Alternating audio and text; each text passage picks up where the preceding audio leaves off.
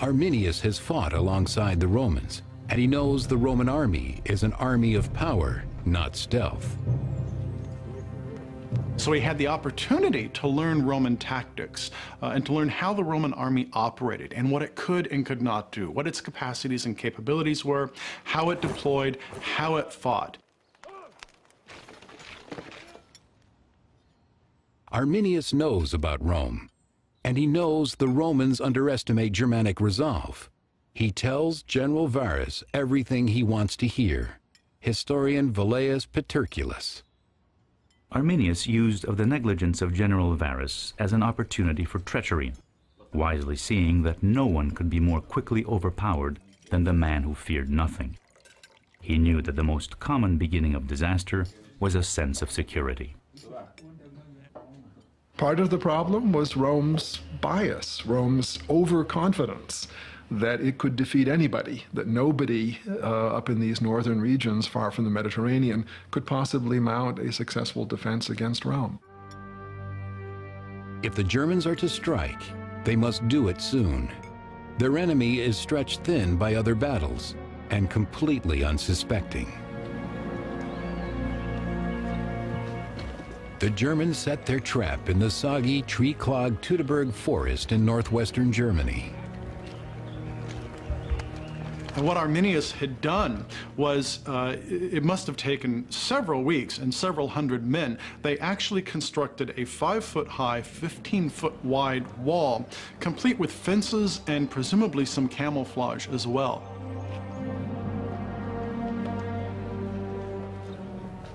For Roman General Varus, it's business as usual. Unaware, he and his troops of the 17th, 18th, and 19th legions prepare to pull up stakes and make their seasonal move to their encampment to the west. 3rd century chronicler Cassius Dio. They had with them many wagons and beasts of burden as in times of peace. Also many women, children, and servants were following them. Their armor and their equipment is probably being carried in a wagon or by pack animals, because nobody could carry 70 pounds of armor and 40 pounds of pack day after day. They're chatting with their common-law wives, or arranging for somebody to come and polish their armor that night, or thinking about the evening they're going to have drinking with the prostitutes. The last thing on their mind is immediately forming up into battle formation. In the midst of his preparations, Varus receives a visitor. His old friend Arminius, now in service to Rome, has just returned with news of a tribal conflict to the west. Arminius tells Varus his presence there is needed to restore order. The supposed uprising is in an unfamiliar territory called Calcrisa, but it's only a short detour from the Roman fort at Haltern, Varus's intended destination.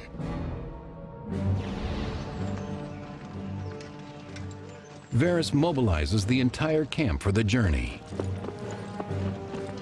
So here's Varus, having been drawn into German territory through his own pride, but coming, he thinks, on a civilizing, law-giving mission. He's not ready to fight these barbarians so skilled at ambush and the kind of tactics that could throw a Roman army into complete disarray. The long line of soldiers, civilians, and provisions lumbers through the woody German countryside. Varus expects no trouble, but this is foreign soil, so he remains cautious. He moves his entourage as quietly as possible. Archaeologically, one of the things that has been found in these recent excavations is a cowbell. And the cowbell has been packed with straw, and the straw is still in the cowbell. With the cowbells silenced, the line proceeds, keeping military formation as the Romans head unknowingly toward the camouflaged walls of the trap. The Germanic chieftain Segestes, still dreading the deadly plan, tries to warn Varus about the treachery of Arminius, but he is ridiculed and driven away. 1st century historian Velleius Paterculus. Segestes demanded that the conspirators be put in chains. But fate now dominated the plans of Varus and clouded his mind. Even though Varus had been told by other barbarians, don't trust those guys, they're going to betray you. But Varus thought he was a judge of character and that he could tell who was his friend and who wasn't.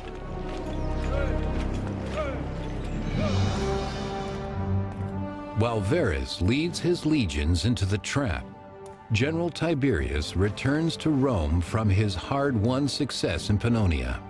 For Emperor Augustus, the victory of Tiberius proves the supreme might and power of his empire, an empire believed to be invulnerable.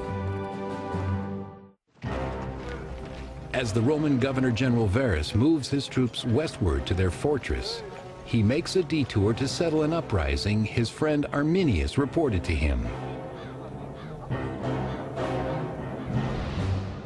In truth, Varus is being led into a trap deep in the Teutoburg forest, in an area known as the Calcrisa Woods. They had to stay on a very narrow track of sandbars with, on either side of them, marshy forested environment, very difficult places of passage. It seems that the Roman column had to become narrower. Roman soldiers were accustomed to marching 6 or 8 abreast. They probably had to change and march maybe 4 or 2 abreast here. The soldiers are further hindered by the burdens of their wives and families who are making the march with them to the new fortress. They would have had very difficult going as the passageway became muddier, it became wetter. This landscape is penetrated by a series of deep ravines, streams flowing from the Calcrisa Berg down into the swamp to the north. Varus walked through the worst possible territory a commander could have walked through. On one side he has a swamp, on the other side he has hills. He followed the road because Romans couldn't carry all this armor they wore. On the long haul, it simply wore too heavily. The German tribesmen had lured the Romans into the perfect trap, difficult to move forward, impossible to move back. Arminius knew he had Varus in his hands. It was just how and when. It's not if. And it happened.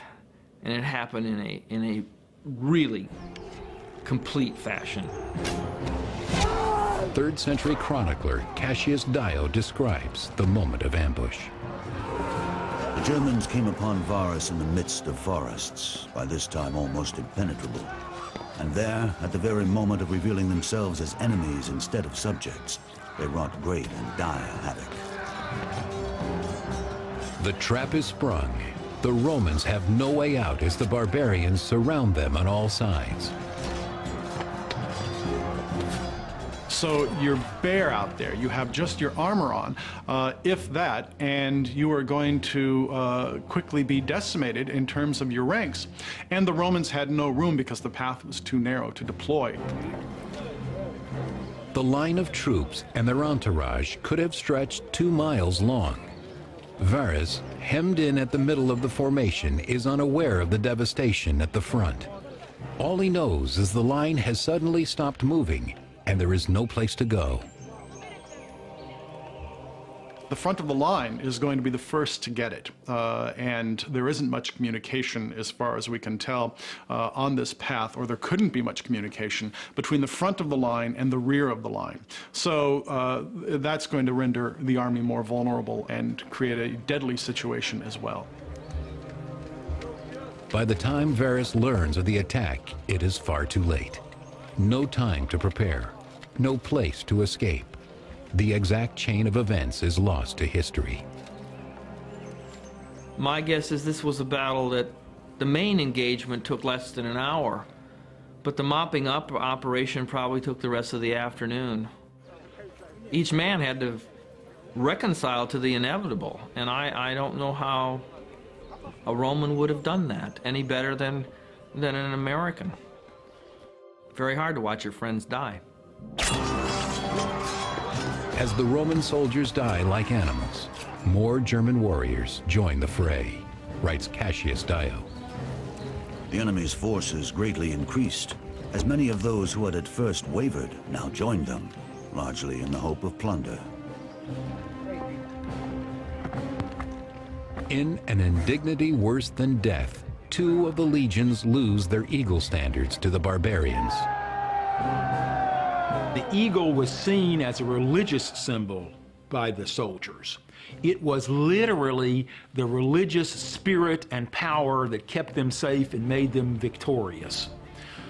To have the eagle fall in battle or to be taken by the enemy was literally like having your spirit ripped out. And without your spirit, you were going to be defeated. But worst of all was the disgrace, the loss of honor. To have the symbol of your fighting spirit literally taken by the enemy was the ultimate in dishonor and disgrace. Under Varus's watch, the standards and the battle are lost in the Calcrisa woods. The dishonored general knows what he has to do. Varus had been fooled so badly by the barbarians. He knew he was responsible for this defeat because he had marched a Roman army in and not prepared it. So Rome was going to blame Varus for this defeat. Varus blamed Varus, and for him the only way out was suicide, even though this was a disgraceful suicide. The Germans under Arminius's leadership have recaptured their land and in the process defeated the mightiest army in the world. Now it's time to torment their captives. 2nd century Latin writer Florus recounts the horror. Never was their slaughter more cruel than there in the marshes and woods. Never were more intolerable insults inflicted by barbarians, especially those directed against the lawyers. They put out the eyes of some of them and cut off the hands of others. They sewed up the mouth of one of them after first cutting out his tongue. As Germania celebrates the defeat of Varus, a victorious General Tiberius returns to Rome from his battles in Pannonia. And in Rome, Emperor Augustus joyfully makes the final preparations to celebrate Tiberius's triumph. But all that planning will go to waste. When news arrives in Rome, Augustus is told of the loss of his 3 legions in the north. He is horrified. And supposedly he screams repeatedly after this, "Varus, give me back my legions." This was a shock because Rome had had a whole series of military successes. Rome believed these people in the north could be easily defeated. Yet here comes this news that 3 entire legions, 15,000, 20,000 men, were destroyed in one fell swoop in a totally unexpected disaster.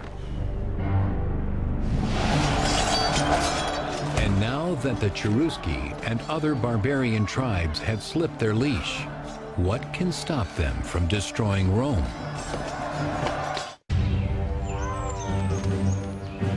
As Varus's Roman legions are destroyed in the north, General Tiberius returns to Rome to celebrate his victory in Pannonia.